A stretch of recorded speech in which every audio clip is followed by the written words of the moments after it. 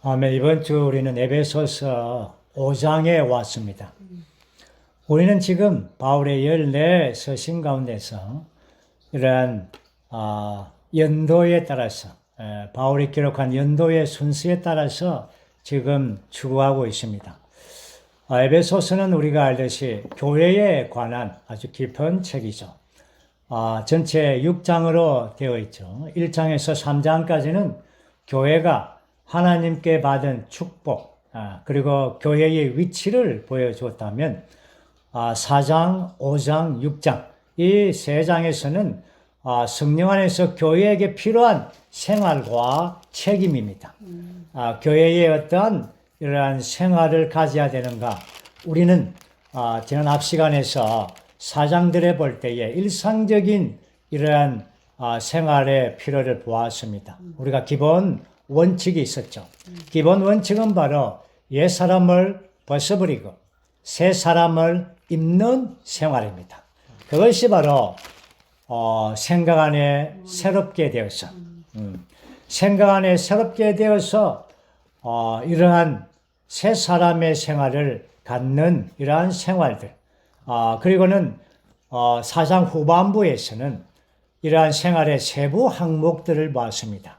거짓된 것을 벗어버리고 화를 내더라도 죄를 짓지 말고 도둑질도 하지 말고 나쁜 말도 하지 말고 아주 세세한 항목이었죠.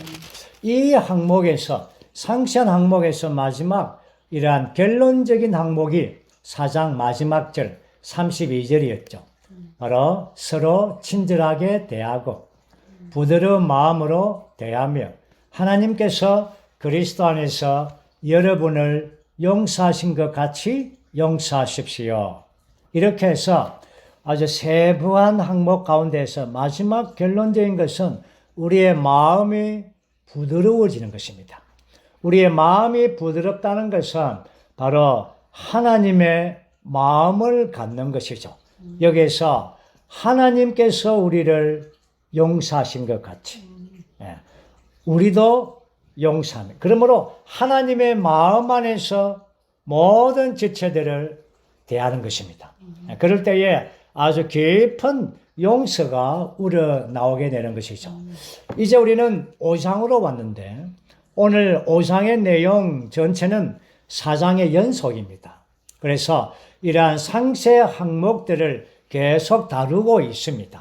이제 우리가 앞에서 이 상세한 항목들의 개인적인 방면들을 많이 다루었다면 이제는 상세한 항목 가운데서 이런 여러 가지의 이 관계들, 아내와 남편의 관계, 가정생활, 그 다음에 자녀와 부모와의 관계, 그 다음에 종과 자유자의 관계, 이러한 사회생활, 다시 말해서 가정생활과 사회생활 가운데서 어떻게 세세한 항목들을 우리가 생활해야 되는가, 이 부분을 우리가 자세하게 볼 것입니다.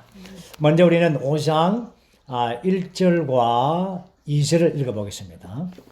그러므로 여러분은 사랑을 받는 자녀답게 하나님을 본받는 사람들이 되십시오. 그리스도께서 우리를 사랑하시고 우리를 위하여 자신을 버리시어 달콤한 향기가 나는 예물과 희생 제물로 하나님께 드리신 것처럼 여러분도 사랑 안에서 행하십시오. 아멘.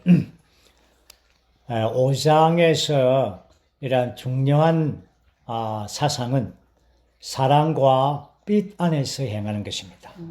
우리가 4장에서는 거기에 중요한 사상은 바로 은혜와 진리 안에서 행하는 것이었죠. 우리가 아는 것처럼 이러한 은혜는 사랑이 표현된 것입니다. 사랑은 은혜의 근원이죠. 그리고 진리, 즉 실제는 빛이 나타남이죠. 빛은 바로 실제의 근원입니다.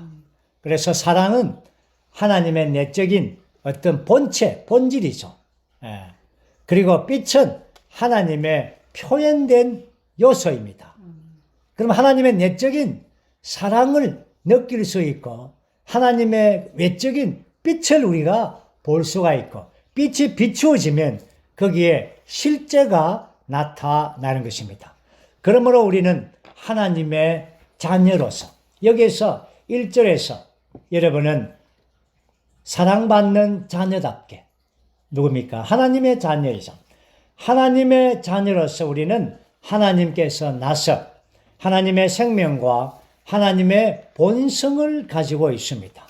베드로후서에서 베드로행전에는 우리가 신의 하나님의 본성에 참여했다, 신의 성품에 참여했다라는 말씀을 했죠. 또한 요한복음에서 요한은 우리가 하나님께로 났어라는 단어를 썼죠. 그러므로 우리는 하나님께로 날 때 그분의 생명을 받았고, 또한 그분의 신의 성품에 참여함으로 하나님의 본성을 갖게 되었습니다. 그러므로 우리는 하나님의 생명과 본성을 가졌기 때문에 하나님을 본받는 자가 된 것입니다. 다시 말해서 우리는 하나님 사람이 된 것입니다. 우주 가운데서 가장 놀라운 것은 뭡니까? 사람이, 인간이 하나님에게서 태어났다는 것입니다. 이것은 우리가 쉽게 선포하고 외치지만, 그러나 우주 안에서 가장 놀라운 것입니다. 죄인인 우리가 하나님의 자녀가 되었다는 것입니다. 어떻게 해서 그렇습니까? 신성한 출생에 의한 것입니다. 우리는 천연적으로 사람의 생명 안에서 먼저 출생했죠. 그렇지만 우리는 주님을 알고 믿고 우리가 거듭날 때 하나님의 신성한 생명이 우리 안에 들어왔습니다. 그러므로 우리는 천년적인 생명을 가졌을 뿐 아니라 신성한 생명과 본성도 가지고 있는 하나님의 자녀들입니다. 겉으로는 사람의 자녀처럼 사람으로 보이지만, 그러나 내적 존재는 하나님의 자녀가 된 것입니다. 그렇기 때문에 우리는 하나님을 본받을 수밖에 없습니다. 아멘입니까? 당연하지 않습니까? 우리가 하나님의 생명과 본성과 가지고 하나님의 자녀가 되었기 때문에 하나님을 본받을 수밖에 없죠. 보십시오. 원숭이가 사람을 본받지는 못합니다. 흉내는 내겠죠. 그러나 어떤 젊은 부부가 결혼해서 아기를 낳는다면 거기는 그의 부모의 생명과 본성을 갖고 있기 때문에 그는 부모를 본받습니다. 본받게 되는 거예요. 왜? 생명과 본성이 있기 때문에. 그리고는 하나님을 본받는다는 것은 앞에 4장 마지막 절에서 바로 하나님께서 용서하신 것처럼, 그러므로 우리가 하나님을 본받을 때 우리 안에서 이러한 탁월한 미덕들, 도덕성보다 뛰어난 그러한 미덕들이 우리 안에서 나타나는데, 그 중에서 가장 놀라운 미덕인 용서가 우리 안에서 흘러나온다는 것입니다. 그러므로 우리는 어떻게 하나님을 본받을 수가 있는가? 이것이 바로 이제 2절입니다. 그리스도께서 우리를 사랑하시고 우리를 위하여 자신을 버리시어. 이건 정말 놀라운 희생이죠. 달콤한 향기가 나는 예물과 희생제물로 하나님께 드린 것처럼 주 예수님은 보십시오. 이러한 예물과 제물로서, 예물은 하나님과의 교통을 위한 제물이죠. 희생제물은 죄를 구속하기 위한 제물입니다. 다시 말해서 주님은 바로 우리가 하나님과 교통하도록 그분은 우리에게 예물을 드리셨고, 우리의 죄를 구속하도록 그분 자신을 버리시어 희생제물을 드리셨습니다. 이것이 뭡니까? 바로 사랑인 것입니다. 그리스도께서 우리를 사랑하신 것이죠. 그러므로 여러분도 사랑 안에서 행하십시오. 이 사랑은 바로 그리스도 예수님 안에 있었던 그 사랑인 것입니다. 우리가 그리스도의 사랑 안에서 행한다는 것은 아주 하나님과 우리와의 친밀한 관계 안에서 행하라, 살아라는 것입니다. 우리는 이런 인간 생활에서 이러한 광경을 들어봅니다. 딸을 가진 엄마는 알죠. 어떤 어머니가 딸을 이제 낳죠. 물론 학창 시절에 대해서는 딸과 어머니가 많이 이제 싸우죠.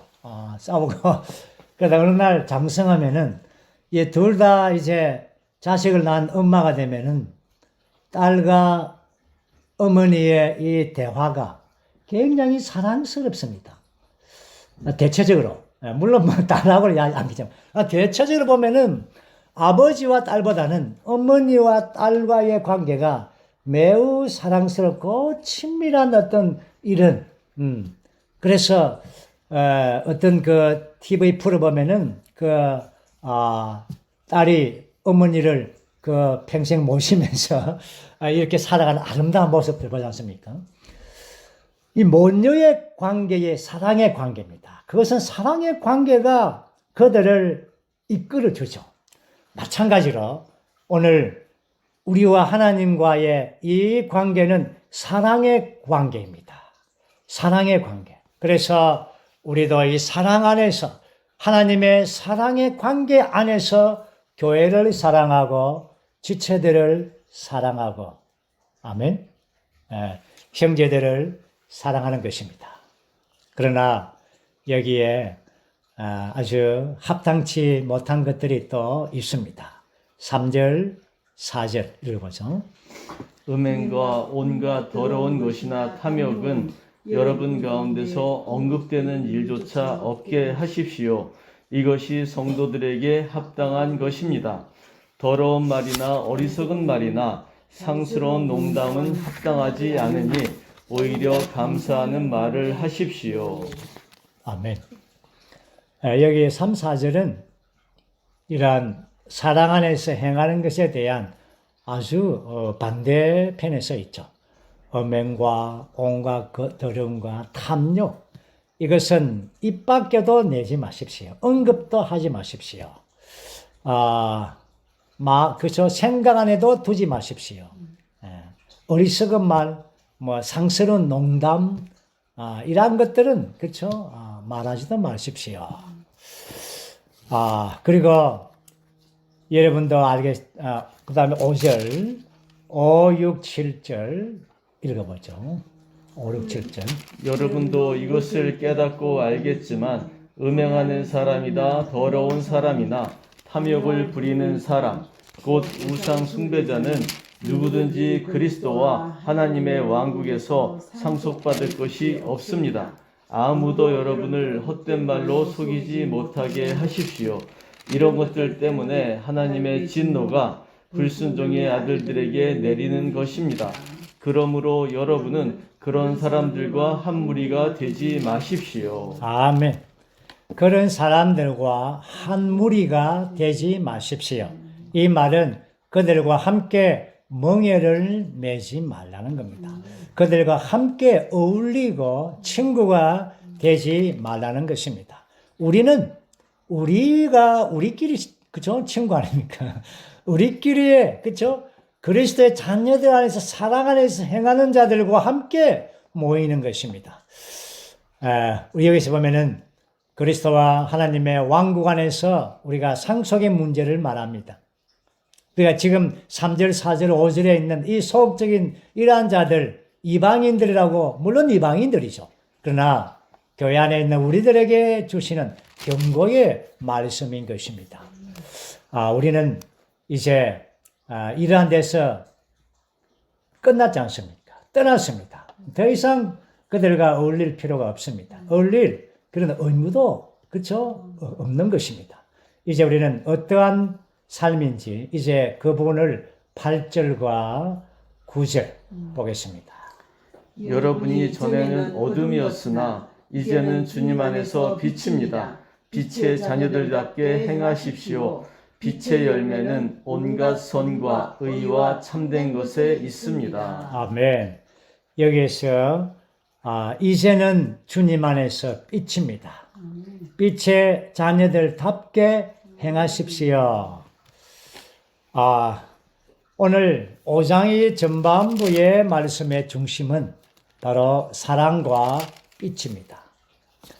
4장, 5장, 6장 전체를 볼 때 4장 우리의 서두 4장 1절에서 여러분은 부르심에 합당한 생활을 행하라고 말합니다.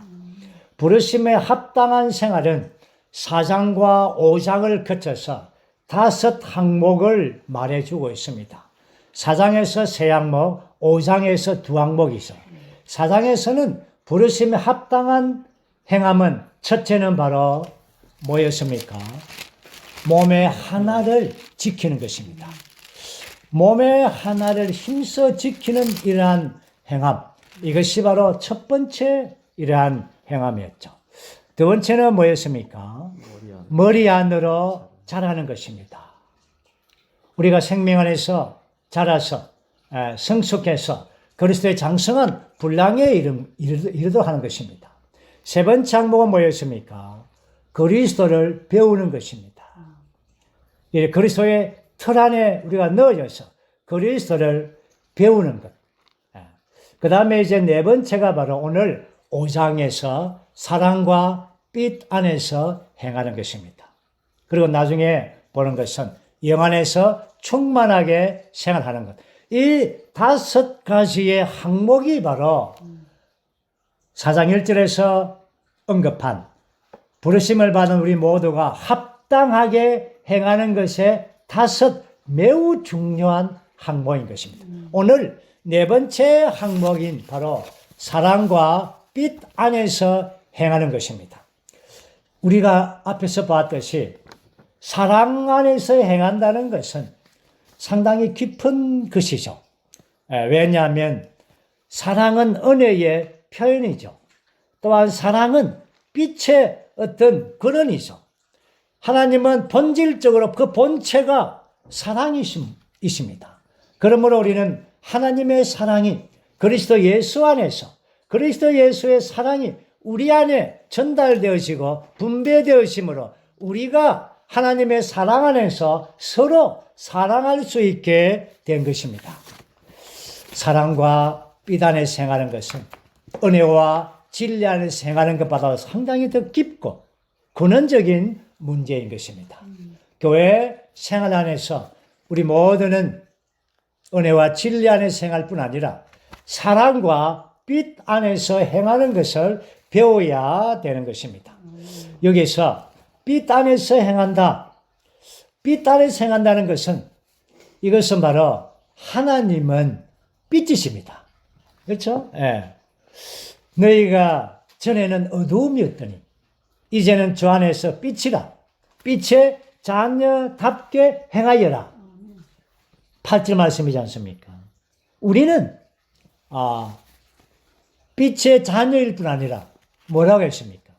빛이라고 했습니다. 빛이라고. 하나님은 빛이시고 또한 우리가 빛이라는 것입니다. 왜냐? 왜 그렇습니까? 우리가 그 빛의 자녀이기 때문에. 빛이 자녀를 낳았습니다. 그러면은 어떤 자녀를 낳았습니까? 예, 빛의 자녀를 낳은 것이죠. 예. 호랑이가 새끼를 낳습니다. 그럼 뭡니까? 호랑이지 고양이가 아닙니다. 우리가 빛의 자녀를 할 때 우리는 빛인 것입니다. 이것은 굉장히 중요하죠. 예, 우리가 이 이상을 본다는 것은 그렇죠. 우리가 빛을 조금 받아가지고 빛을 조금 받아가지고 빛이 좀 반짝던 반딧불처럼 막 조금 비치고 그런 것이 아니라 하나님은 태양과 같은 빛이 않습니까? 그 빛을 받아서 우리는 밴들처럼 이렇게 빛을 발광처럼 비추는 것입니다. 다시 말해서 빛이라고 할 때 우리가 한 가지 알아야 되는 것은 빛은 선과 오름이 아니라는 것입니다. 왜냐하면 빛은 빛입니다. 빛은 빛이기 때문에 빛과 어두움의 문제지 선과 악의 문제가 아닙니다. 우리의 생각에서는 선은 빛이고 악은 어둠이고 이런 게 아닙니다. 선과 악은 어쩌면 둘 다 어둠 안에 있는 것들입니다. 빛은 빛인 것입니다. 그래서 이러한 빛은 무엇인가? 빛의 열매가 나오는데 온갖 선과 의와 참된 것입니다. 뭐라고요? 선과 의와 참된 것입니다. 선은 아버지 하나님을 가리킵니다. 의는 아들 하나님을 가리킵니다. 참된 것은 영 하나님을 가리킵니다. 그러므로 빛의 열매는 무엇입니까? 삼위일 하나님이십니다. 빛의 열매는 삼위일 하나님이십니다. 삼위일 하나님의 모든 속성들, 그분의 모든 어떠함들이 바로 빛의 열매인 것입니다. 사람에 속한 것, 아무리 좋은 것도 그건 빛이 아닙니다. 선한 것이죠. 성결, 친절, 인내, 참음, 많은 것들, 그것은 빛의 열매가 아니라고 했습니다. 여기서 바울은 빛의 열매를 언급할 때 세 가지만 말했습니다. 선과 의와 참된 것. 이 말의 의미는 바로 삼위일 하나님에 속한 것만이 빛이라는 것입니다. 이제 우리는 10절에서부터 13절까지를 읽어보죠. 주님께서 기뻐하시는 것이 무엇인지 살펴보십시오. 여러분은 열매 없는 어둠의 일들에 참여하지 말고 그와 반대로 그것들을 책망하십시오. 왜냐하면 그들이 은밀히 하는 것들은 입에 담기도 부끄러운 것이기 때문입니다. 그러나 책망을 받는 모든 것은 빛에 의해 드러나게 됩니다. 왜냐하면 일들을 드러나게 하는 것마다 빛이기 때문입니다. 아멘. 여기서 이제 빛이 비춥니다. 빛이 비추면 어두움이 물러나죠. 빛과 어두움은 반대입니다. 그때 이제 빛이 비추면서 어두움을 물러나게 하는 것은 바로 책망입니다. 책망, 드러남. 드러남이라는 표현을 우리 개역 성경에서는 드러나게 하십시오. 드러난다는 것이 바로 책망입니다. 같은 의미입니다.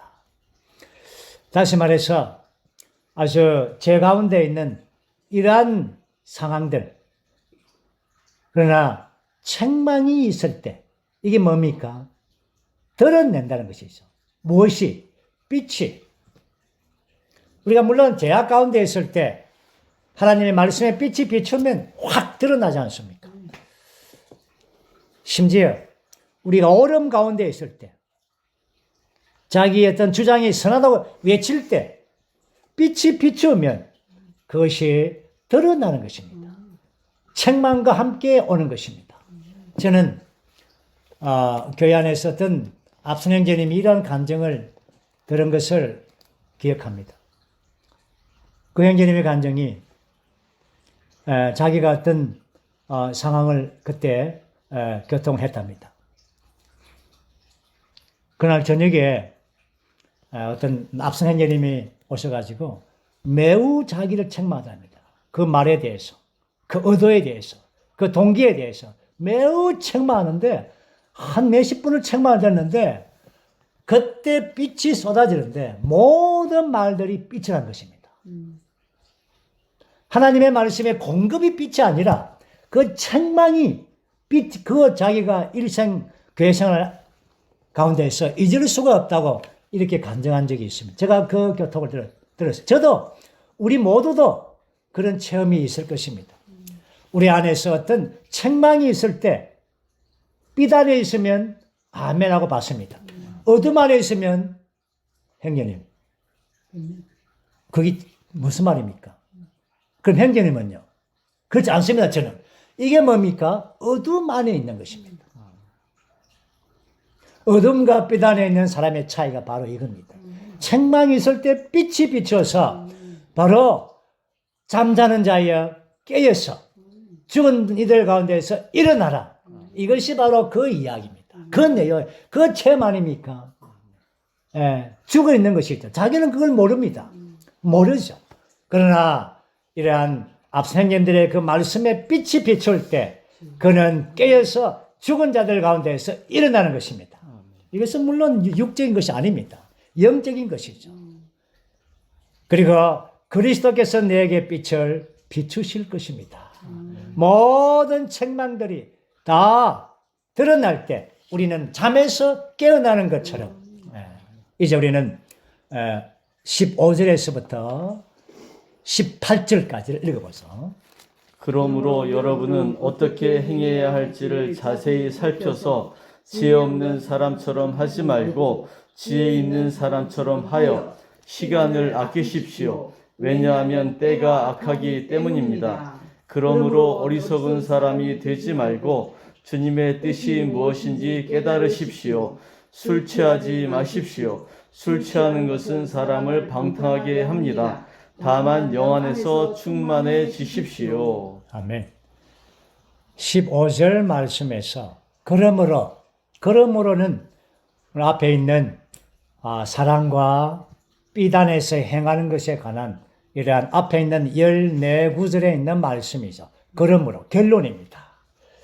그러므로 우리는 사랑과 비단에서 행하는 이게 뭡니까? 지혜 있는 사람입니다.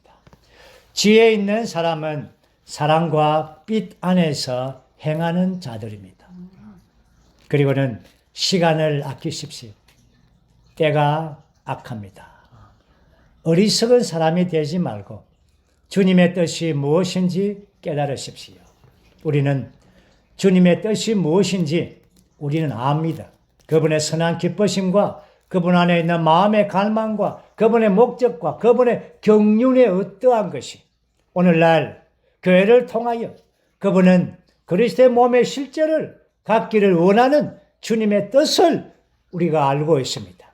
그러므로 우리는 어리석은 사람이 되지 말고 이방인들처럼 행하지 말고 이러한 잠자지 말고 깨어서 지혜 있는 사람들 같이 행하십시오.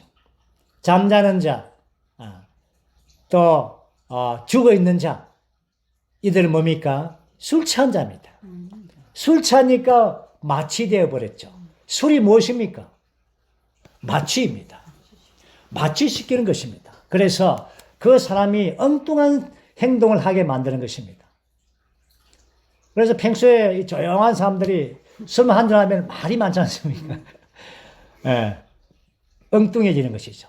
어쨌든 우리는 영 안에서 충만해지십시오. 이 말은 육체 안에 있는 술과 영 안에 있는 충만을 대비시킨 것입니다. 우리 영 안에서의 이러한 충만은 우리의 영을 분발하게 하는 것이죠. 술은 육체를 분발하게 하는 겁니다. 정욕을 자아내는 것이죠. 그러나 영 안에서 충만하면 어떤 현상이 벌어집니까? 영 안에서 충만하면은 19절 말씀 다 읽죠? 시와 찬송과 영적인 노래로 서로 화답하고 여러분의 마음으로 주님께 노래하며 시를 읽고 아멘. 이것이 영 안에서 충만한 생활입니다. 시와 찬미와 영적인 노래로 서로 화답하고 마음 안에 주님께 노래하고 시를 엎고 시를 한번 엎어 보시기 바랍니다. 아멘. 정말 우리는 교회 안에서 주의 상집회를 모일 때마다 영 안에서 충만해야 됩니다. 그렇죠? 저는 주의 상이 앞에 있는데 지체들이 늦게 와서 뒤에 앉아서 푹 고개 숙일 때 제일 가슴이 아픕니다. 이게 어떠한 곳인데 이 어떠한 지점인데 그렇죠?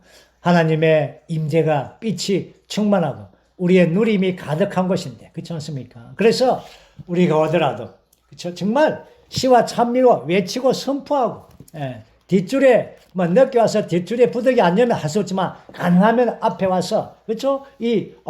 뭔가 외치는 자, 선포하는 자 이렇게 해서 우리는 영안에 충만해지게 되는 것입니다. 이제 20절, 21절 이 부분의 항목에서 마지막 결론이죠. 항상 모든 일에 우리 주 예수 그리스도의 이름 안에서 우리 하나님 곧 우리 아버지께 감사하며 그리스도를 경외함으로 서로 복종하십시오. 아멘.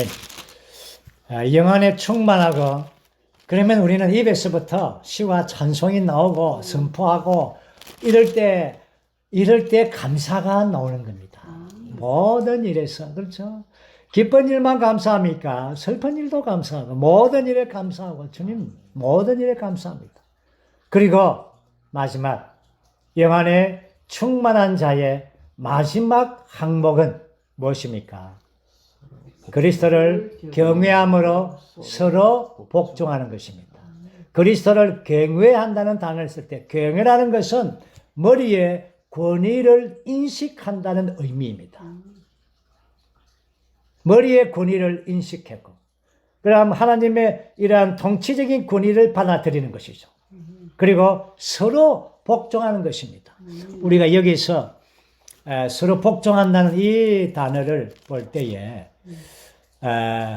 서로라는 단어를 봐야 됩니다. 서로. 앞으로 이 부분이 이제 나옵니다. 5장 21절에서 이 서로 복종하십시오. 이 단어에 대한, 이 문장에 대한 상세한 설명이 바로 5장 22절에서 계속 6장으로 이어지고 있습니다. 무엇입니까? 아내와 남편의 관계에서, 자녀와 부모의 관계에서, 종과 주인의 관계에서. 제가 오늘 이제 5장에서 두 번째 방면에서는 아주 상당히 우리 깊은 지점, 계시의 방면을 만나게 될 것인데, 먼저 이 부분에 들어가기 전에, 한번 물어보죠. 남편과 아내, 누가 누구를 복종해야 됩니까? 서로 복종해야 됩니다. 영기님. 아내가 남편에게 복종해야 네. 남자가 대답할 때는 아내가 남편에게 복종해야 됩니다. 라고 답했습니다. 또 우리 자매가 대답할 때는 서로 복종해야 됩니다. 누가 맞습니까, 여러분? 누가 맞습니까?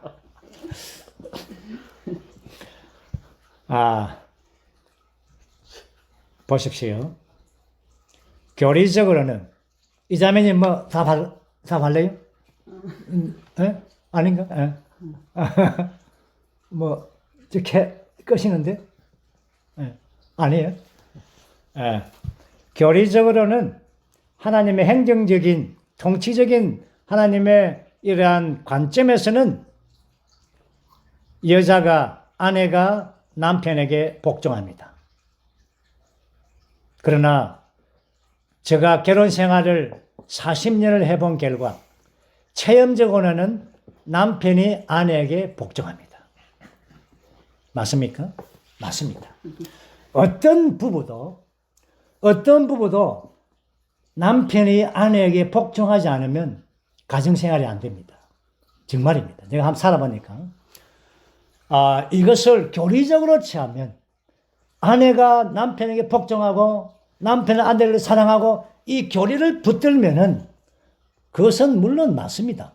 그러나 우리의 체험에 의하면 남편의 아내에게 복종하는 것이 순종하는 것이 80%가 넘습니다. 아멘입니까? 네. 이것은 제 말이 아니고 제 체험이 아니고 여러분 라이프 스타디를 자세하게 읽어보십시오. 이행전님이 하신 말씀입니다. 남편이 더 많이 복종합니다. 자녀와 부모. 자녀가 부모에게 복종합니까? 부모가 자녀에게 복종합니까? 영전님. 자녀가 부모에게 복종. 여전히 교리적이네요. 아닙니다. 아닙니다. 모든 방면에서 부모가 자녀에게 복종합니다. 자식 말 여러분, 우리 뭡니까? 손자 키워보면 그 집에 우리 딸 집에 가보면은요, 예, 사위와 딸이 아들한테 쩔쩔맵니다. 쩔쩔맵니다. 정말 안쓰럽습니다. 누가 누구를 복종합니까? 부모가 자녀에게 복종합니다. 참말입니다. 예님 다시 한번 보십시오. 예님은 참 아주 인생을 잘 살았네요. 야, 정말 강하게 살았어요. 이 가정생활, 자, 다시 이제 우리가 이 부분에 본론으로 돌아옵니다. 영 안에서 충만하고, 정말 이렇게 되면은요, 아내와 남편, 자녀와 부모, 가장 영 안에서 충만한 생활은 서로 복종하는 것입니다. 남편이 아내에게 복종할 때 아내가 남편에게 복종합니다.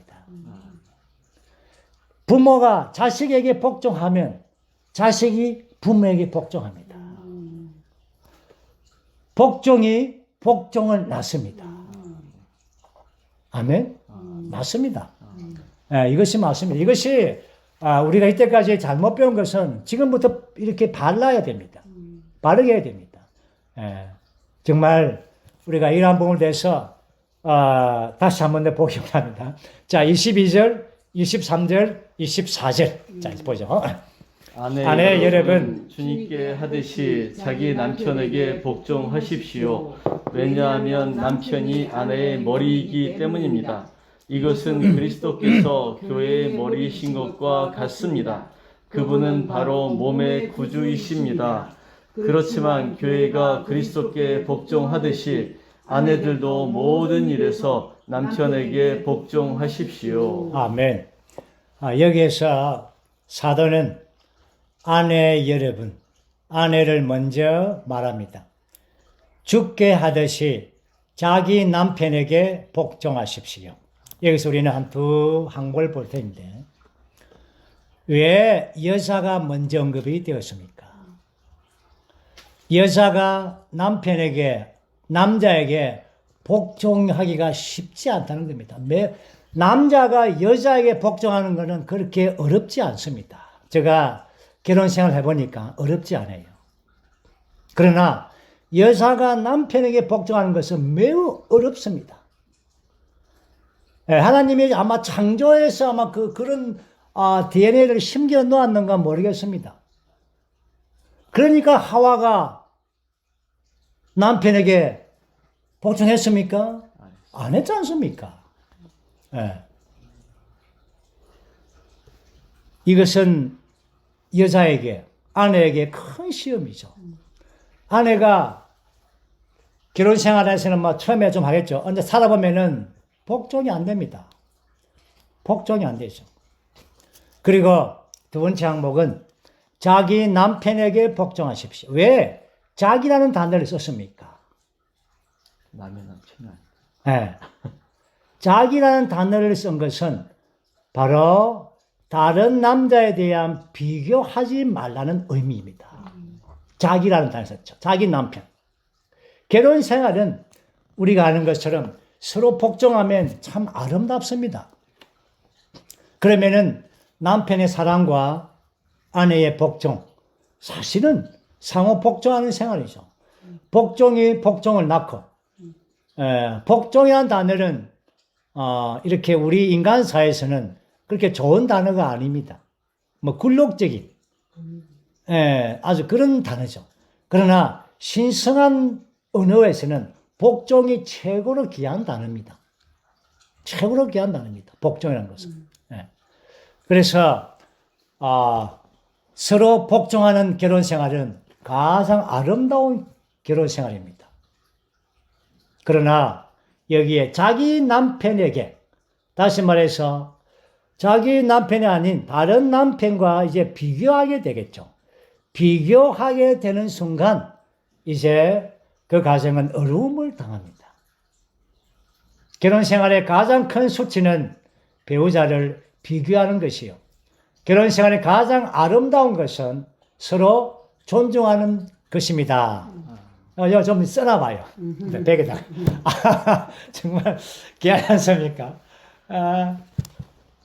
이것은 우리 모두의 체험에서 나오는 그런 말입니다. 물론 이사야의 말씀과도 인맥상통합니다.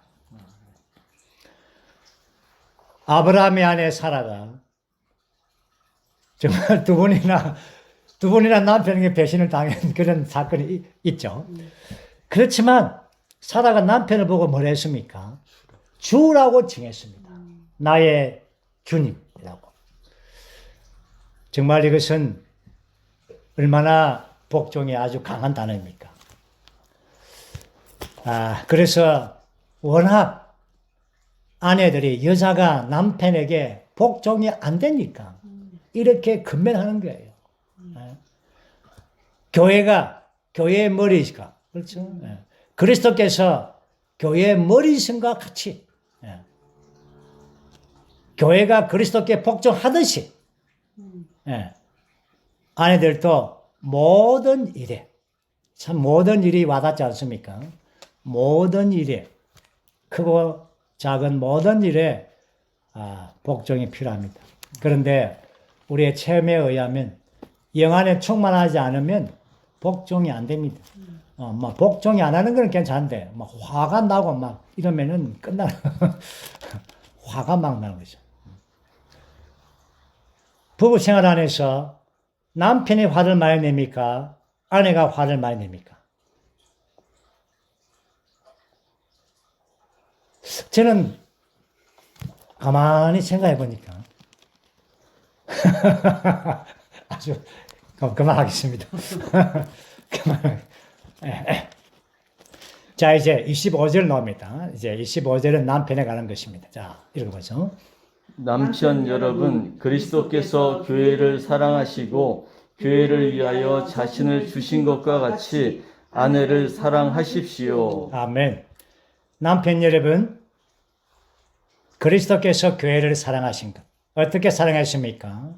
교회를 위하여 자신을 주신 것처럼, 희생한 것처럼, 희생한 그 지점까지 아내를 사랑하라는 것입니다. 그리고는 여기서 우리는 26, 27절을 뛰어넘고 28절로 가겠습니다. 아멘. 이와 같이 남편들도 자기 아내를 자기 몸처럼 사랑해야 합니다. 자기 아내를 사랑하는 것은 자기 자신을 사랑하는 것입니다. 남편이 아내를 사랑하는 것은 그 사랑하는 지점은 자기 몸처럼 몸과 같이 사랑하는 것입니다. 자기 몸과 같이 사랑한다. 정말 이것은 깊은 것입니다. 제가 아파 보니까 제 몸 그렇지 않습니까? 자기 몸만이 자기 사랑하죠. 그런데 아내를 자기 몸처럼 사랑하는가? 그리고 심지어는 어느 지점입니까? 자신을 주기까지. 자기 자신을 주기까지 아내를 사랑하는 것. 다시 말해서 아내를 위하여 죽을 수 있나 이 말이에요. 아내를 위하여 죽어야 그게 진짜 사랑입니다. 아멘. 여기까지 하겠습니다. 됐다. 자, 이것이 오늘 5장에서 이러한 상세한 이러한 인간 생활에 관한 것입니다. 5장에서는 아내와 남편의 관계를 말했습니다. 6장에서는 이제 자녀와 부모와 종과 주인의 관계에서 말할 것입니다. 이제 우리는 5장을 다 끝난 것이 아니죠. 이제 가장 깊은 부분이 남아 있습니다. 바울은 아내와 남편의 관계에 관하여 이러한 일상적인 생활, 일상적인 그 가정생활에 관하여 이 말씀을 쓰는 중에 그리스도와 교회에 관하여 말하고 있습니다. 다시 말해서 성경 전체는 그리스도와 교회에 관한 책입니다. 이 기회를 붙잡아서 바울은 정말 탁월한 은행가이고 탁월한 지혜가이고 탁월한 지필가입니다. 이 시점에서 바울은 인간 가정생활의 이러한 상세한 부분을 설명할 때 바로 남편과 아내의 관계가 그리스도의 교회의 예표라는 것을 지적한 것입니다. 그래서 그리스도와 교회에 관한 것을 지금 보고 있습니다. 그래서 우리는 사상에서는 사상의 초점은 무엇입니까? 새 사람이기 때문에 거기에서 은혜와 진리에 따른 생활을 말하고 있고 5장에서는 이 초점은 바로 그리스도의 신부이기 때문에 사랑과 빛이라는 관점을 말하고 있는 것입니다. 신부는 사랑과 빛남이 있어야 되는 겁니다. 가정생활도 물론 사랑과 빛남이 필요하죠. 사실 지금 우리가 이 교회, 그리스도의 교회에 대하여 이 부분을 우리가 볼 텐데 정말 지금 바울은 뭘 지금 주제가 뭡니까? 가정생활을 쓰고 있습니까? 그리스도 교회 안에 쓰고 있습니까? 신상을 쓰고 있습니까? 뭘 지금 말하고 있습니까? 지금 말의 중심이 뭡니까? 그리스도와 교회. 예? 그리스도와 교회. 교회 생활. 예. 바울의 이러한 부담은 가정생활의 남편과 아내의 가정생활이, 결혼생활이, 그리스도와 교회인 이러한 교회 생활이 함께 결부되어 있다는 것입니다. 이 생활이 이 생활이고 저 생활이 저 생활이고 우리는 따로 생각하지만 그 생활이 일치되어 있는 것입니다. 다시 말해서 교회 생활이 가정 생활인 것이고 가정 생활이 교회 생활로 발전되는 것이죠. 그럴 때 우리는 이러한 사회 생활로 이렇게 발전되게 나아가게 되는 것입니다. 그리스도와 교회, 성경의 중점이죠. 주제이죠. 창세기 1장 2절에서 우리는 아담을 창조했죠. 아담을 창조한 것은 바로 그리스도에 대한 예표입니다. 그리고 하와를 이렇게 창조할 때는 아담처럼 창조하지 않았습니다. 아담은 장성한 자로 이렇게 창조했습니다. 하와를 창조할 때는 아담의 옆구리를 열어서 옆구리를 열 때 갈비뼈를 쳤습니다. 그때 피가 나왔습니까? 안 나왔습니까? 예? 예? 안 나왔어요. 이었는데? 성경에는 없습니다. 예. 피를 언급하지 않았습니다. 안 나왔다고 말하면 안 되고 피를 언급하지 않았습니다. 왜 그렇습니까? 그때는 이러한 피의 의미가 없었던 겁니다. 죄 가운데 있지 죄를 짓지 않았기 때문에 타락되지 않았기 때문에 그 갈빗대 다시 말해서 생명이죠. 아담의 옆구리에서 나오는 아담의 생명을 가지고 하와를 건축했다라고 말합니다. 우리가 에베소서 4장의 말씀에 보면 앞에서 우리가 봤지 않습니까?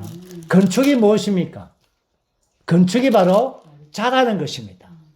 그리스도의 충만한 신장의 분량에까지 자라는 것입니다.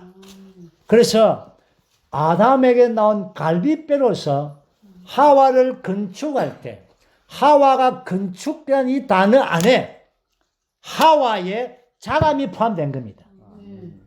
자랐다는 것이 하와가 자란 것입니다. 자라서 건축된 것입니다. 그래서 아담 앞에 세워졌는데 놀랍게도 내용적으로 아담의 생명과 본성을 가졌을 뿐 아니라 외형적으로 아담을 닮았습니다.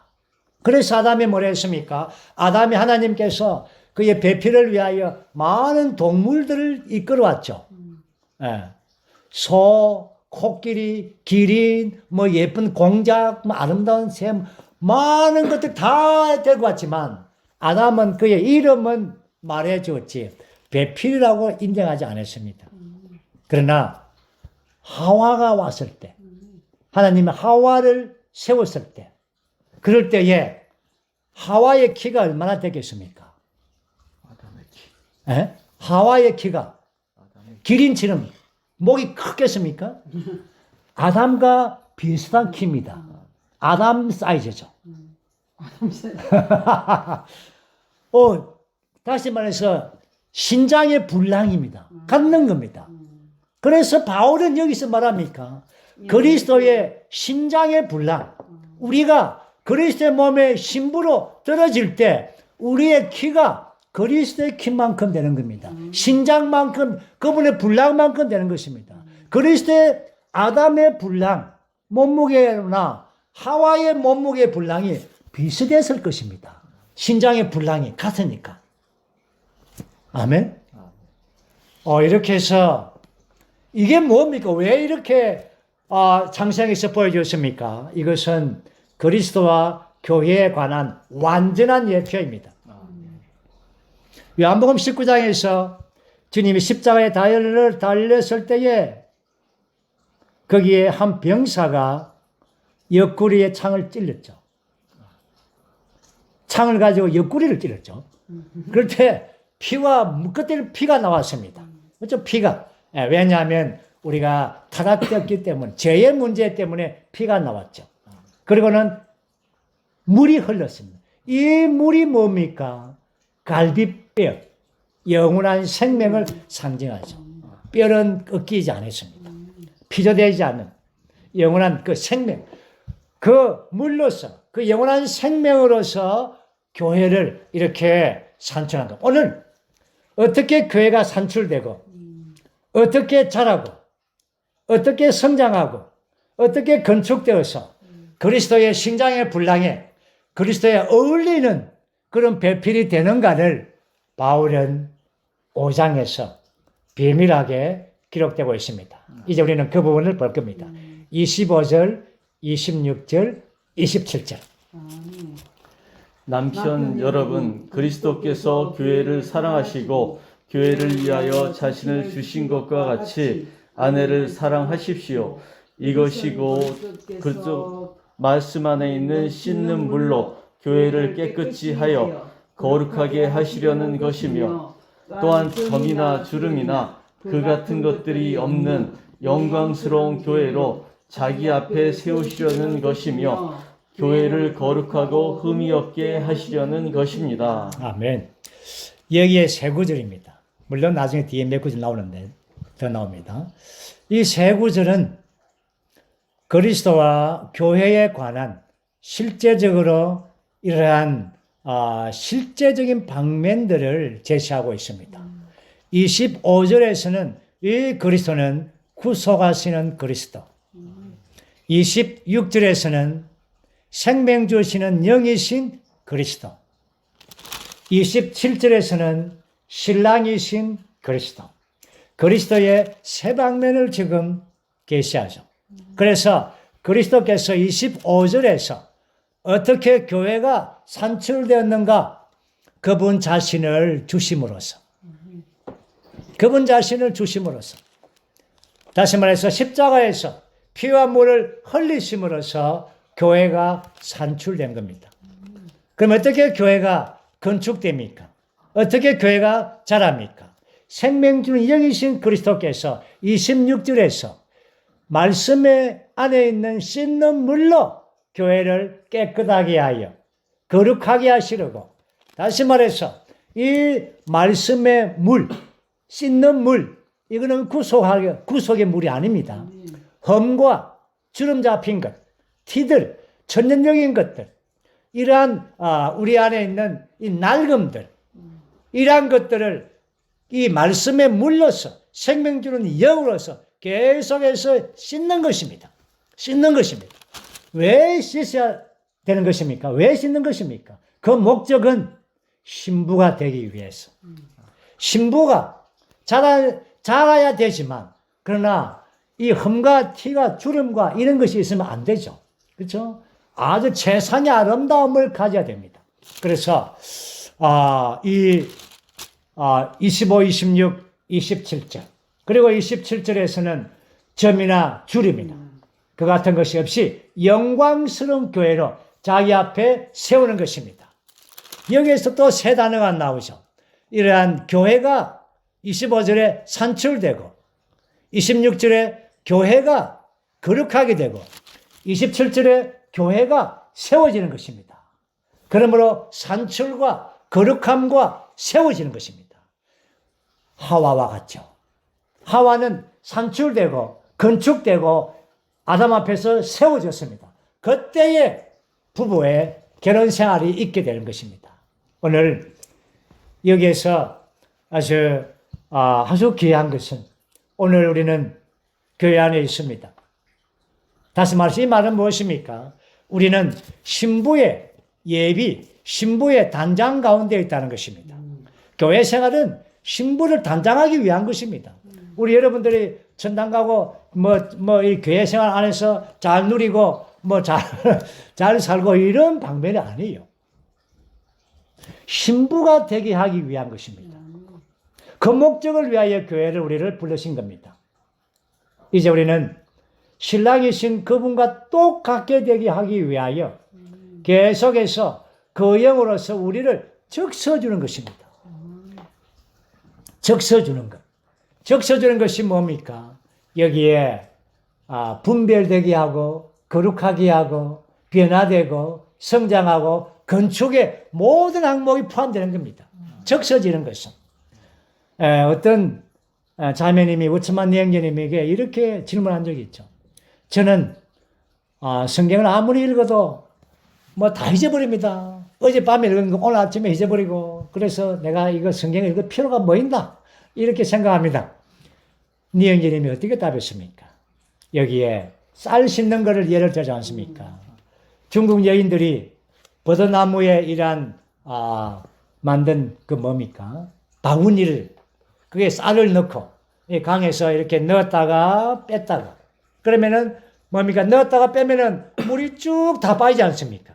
또 넣었다가 뺐다가 그러면은 계속해서 물은 빠지지만 그러나 그 쌀은 계속 씻어진다는 것입니다. 그러므로 오늘 우리는 성경을 읽어도 무슨 말인가 모르겠고 이렇게 하지 마십시오. 그냥 말씀 안에 그냥 적서 있는 것입니다. 적서지는 것입니다. 그럴 때 우리는 점차적으로 거룩하게 되고 변화되고 성숙하고 결국 건축되어서 그리스도의 신장의 분량에 다 함께 이르는 것입니다. 여러분 개인이 이르는 것이 아닙니다.